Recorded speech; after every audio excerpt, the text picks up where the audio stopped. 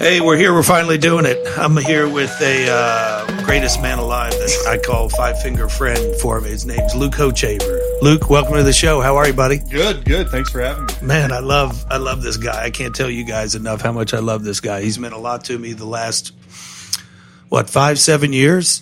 I mean, that's why I wanted to go back and, when did we officially meet to actually started training? I think you were still at UT, or how did that come about? Yeah, it would have been, it was, I think, after my junior year. After my junior year at Tennessee, right before I went into pro ball, right before I signed, and I was here over the summer, and just kind of training on my own, and came in because I had been referred to you as the hip master, and taking into consideration I have hips like an 8-year-old lab. He would refer to a lab because he's a huge hunter man, as they say. But weren't you the guy that did the whole the supplemental draft and the huge holdout? I mean, I knew of you and was like, I guess you had this reputation of, and you even said that was completely false, of you were holding out for this money and you were doing it this way, and you were with Scott Boras, the number one MLB agent, and you were the number one guy drafted, correct?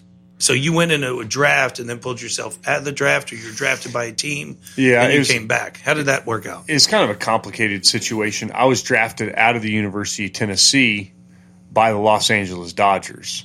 And in the midst of those negotiations, there was another agent that had somewhat entered the mix and had negotiated some stuff without anything really formal. And so through that process, anytime numbers are negotiated or whatever.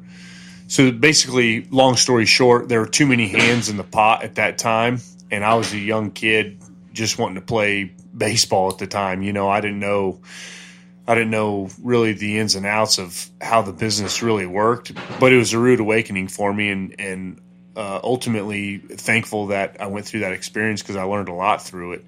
But ultimately, what ended up happening is the Dodgers had to withdraw the offer, and then they'd never offered again. So it wasn't like I had a dollar amount sitting on the table and I wanted more. I had nothing to sign, and so I had to basically go back, play independent ball, and then re-enter the draft, because through that whole process I lost my eligibility in the Dodger ordeal. And so basically through all that stuff, had to re-enter the draft, and then thankfully I stayed healthy and was drafted by Kansas City. But yeah, it was just... So you had to sit out a year? I had to miss an entire year because all that stuff happened in the fall. And what did you do that whole year? I trained, and I came to see you about my hips. And then you get drafted, right? And you're like the best guy on the planet, correct? Like, supposed to be. Yeah. I mean, you were the first pick of the first round. Yeah. So you're the guy. Yeah. And what year was that? So I was drafted by Kansas City in 2016. Or 2006. How old were you? I was 24 at the time. 24. Did you get drafted out of high school also? Yeah, I was drafted out of high school by the Dodgers in the 39th round, I think. Okay. And then if I remember chose right. UT? Came to UT. I wasn't a big high school recruit out of high school. I was just kind of your average high school guy, you know, with a great opportunity to play at a great university. And I needed a lot of work. And also too, being from Colorado, we don't play that that many games. I think 14 games in the high school season, just because we're fighting snow the whole time. But and so when I came to the University of Tennessee, I had an unbelievable pitching coach in Fred Corral. Brian Garrity was there as our strength and conditioning coordinator, and really kind of gave me a foundation on my professional career and just getting stronger, cleaning up my delivery. And so it was just a combination of a bunch of things that really kind of came together. The talent, I had the talent, but I was extremely raw. And so being able to work with Fred Corral there as the pitching coach, I learned a ton. I basically learned how to pitch from him, and really coming into college, I knew a little bit, but really what I knew how to do was compete, and that was it.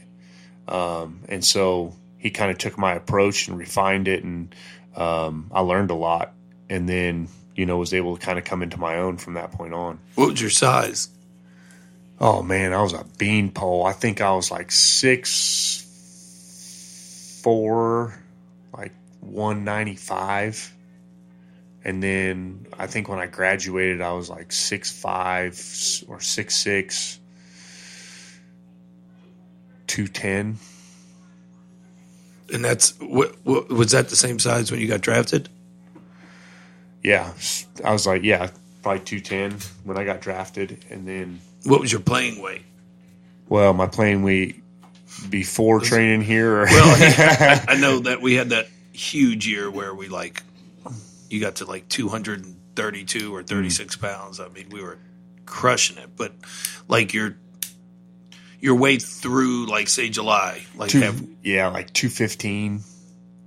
What did you weigh when you won the World Series? 226, 228. What are you now? 172. No, I think I'm like right around 220. So has it officially been 2 years?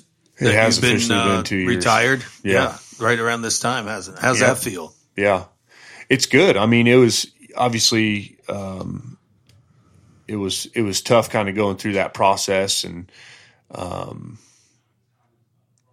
but also too, the good side of it was it was a slow process. It wasn't just like, when I had thoracic outlet surgery in 2016, I was rehabbing and coming in and, training with you and really doing everything that we possibly could to try to get through that. But ultimately, one of the risks that comes with that surgery is palsy in the long thoracic, which 6 months into our grind, we finally realized. But I was never able to come off of that palsy. And so I had 2 years basically to kind of sit around and think about it, because I mean, I could count on both hands how many good days of rehab that I had. And as you know, it just wasn't going very good. And I just kind of saw the writing on the wall. And so I had a couple years, really a year, to kind of figure it out and see that it was kind of trending in that way. And so I was able to somewhat prepare for it, but I don't think ultimately you're ready until it's completely over, and so, through that process, it was tough, but it was also, really good and really encouraging too. And what year did you have the Tommy John surgery? Tommy John was in 2014, the first game of spring training in 2014. Was that your first major injury? Yeah, it was. I mean, I think the only other time that I was on the DL before Tommy John in 14 was I strained my UCL in 2010 and basically tore it 50%. So I had a 50% tear in my UCL, and then in 2000, and it held on for 4 years, and then in 2014 it tore the rest of the way. And so I think those were the only 2 times that I was on the TL before thoracic. Would you say you're in a good place where you are right now with what you're doing? And, tell me what you're doing now. Yeah, for sure. Right now I'm in full-time ministry. I work for a ministry in Major League Baseball. And then also too, what I do is I work kind of. We team up with Peterson Outdoor Ministries out of Missouri that ministers to wounded veterans, and so I do in the off season, especially that's ball players' downtime, and also too my favorite time of the year because it's hunting season, and so we have a farm in West Tennessee. We built a lodge in 2015, and so we're able to host. Veterans, ball players, all for ministry purposes, and so that's really become my full-time job. And you're breeding the dogs, and the other thing you're doing your Instagram page, which isn't your Instagram page, but the dogs. It's the dogs. What's the name of that? Whistling Wings Retrievers. Yeah. No, that's a huge interest and hobby of yours, isn't it? Yeah, I do. I love the dogs, which it all turns back to they ultimately become a tool for what I do now and doing these ministry hunts and just hanging with ball players and hanging with veterans and teaming those guys up. So that, they're a tool, and I having 3 really really good field trial dogs that I use now to hunt. Those are yours that have been in here, correct? Yep. That you compete in dog competitions and all that jazz, right? Yeah, I don't actually train them. I send them down to Mossy Pond Retrievers in South Georgia, and then they run them all season. I just get them back for the fun part, and then. Well, you've had them out here, and it's been amazing what they could do. Yeah, they're fun. They're fun to. And that's not a cheap hobby. No, that's the best of the best, right?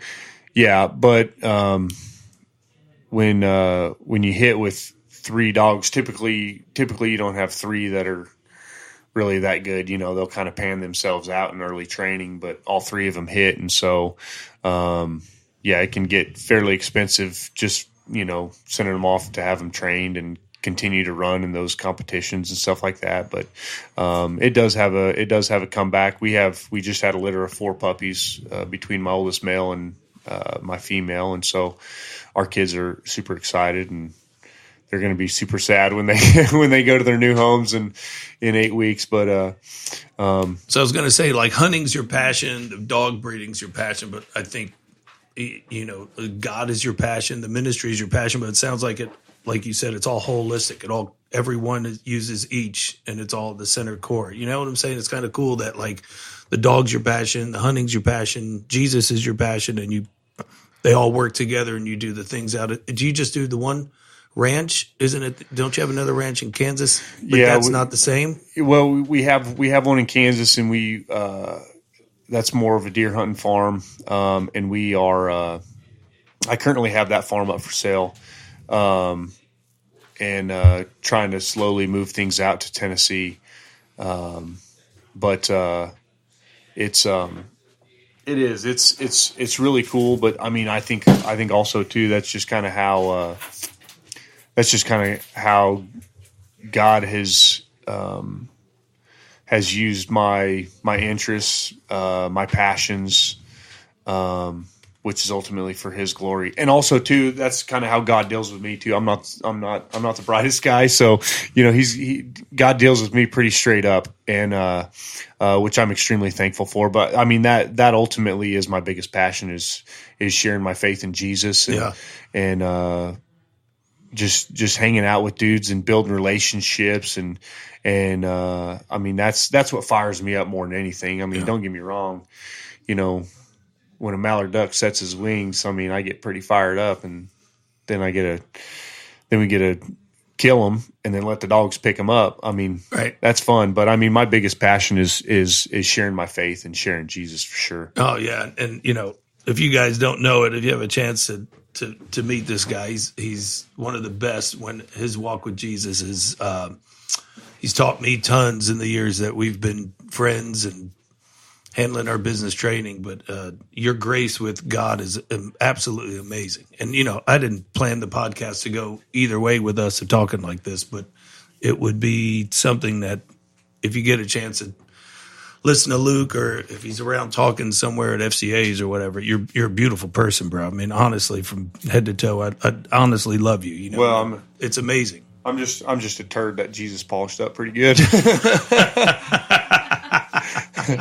And that's exactly how he is. I mean, that's why, I think that's why people gravitate towards you, because of your I don't know, soft walk, because everybody loves you for that. You're just a beautiful person in and out. And I can't say enough about you. I'm so glad you came to talk just a tad of what's going on in your life, because I feel like a lot of times when the athletes retire, I don't see them as much, and I wanted to make a vow to you and I of getting together for lunch and keeping a friendship. I know money's exchange and business, and we do all that. And, some people make fun of me as all your friends are your clients first. But as I got older, I found like that's kind of hogwash. It's like, I think they become family. So they might become clients and then family. It's not, I think we bypass friends, because we keep it real with each other. And this Woodgym and this office has been like our ministry, my church. And, Yep.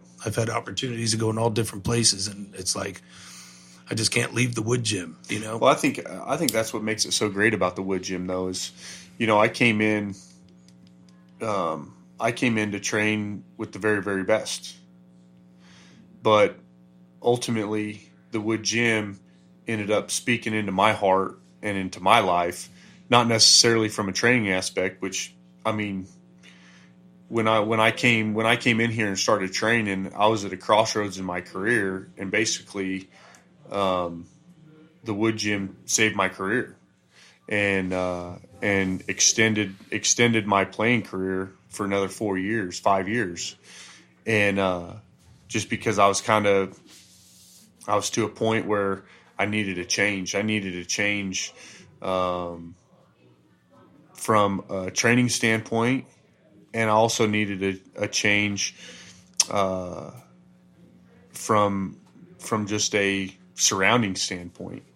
And coming into the Woodgym, and everybody's here to train, but it's a family, like you said. It's a community, and it's a community that I have found that impacts you beyond your sport, that impacts you beyond your health or beyond your shape, and I think that's what's so attractive, to being in here and to being in this culture that you've created of it is family, and we fight hard and we love hard, right? Yeah. That's family. But I think it's the David and Goliath, where he's throwing his stones, and why am I throwing all these stones across the water? And, I think this sharpens your skills for what you're doing now, because there's so many different characters and there's so many different topics and stories that go on in this office.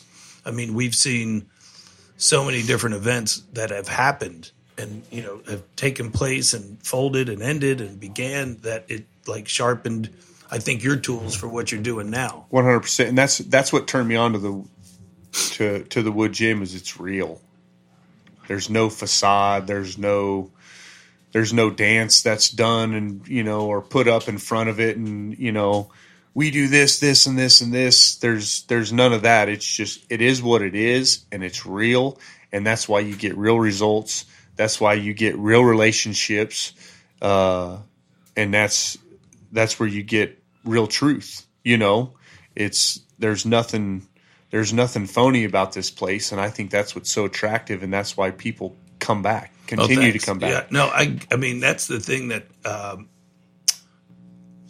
when Harrison was training for his combine and he went out to L.A. for something, the people came up to him and was like, that's a pretty cool set that you guys set up to make it look like it's hardcore. And he's like, what are you talking about? This is like, that's what it is. And that's what I found a lot is like, I think everybody's trying to get back to the basics, but we never left basic. And I think a lot of the places want to try to make it hardcore like a wood gym, but I don't know if it is hardcore. It's just the wood gym. I wouldn't consider how I don't know how you'd buy brand new weights and get them rusted.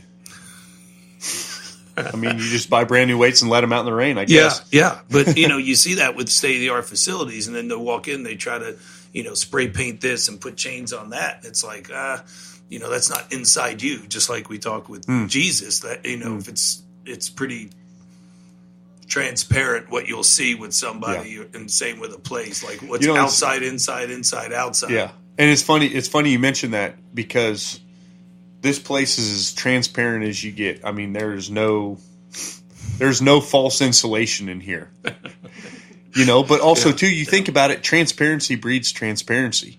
Yeah. If I spill my heart out to you, you're gonna feel comfortable with spilling your heart out in return. Obviously, there has to be relational value there, but it's the same thing with this place. And it's like the little book of talent.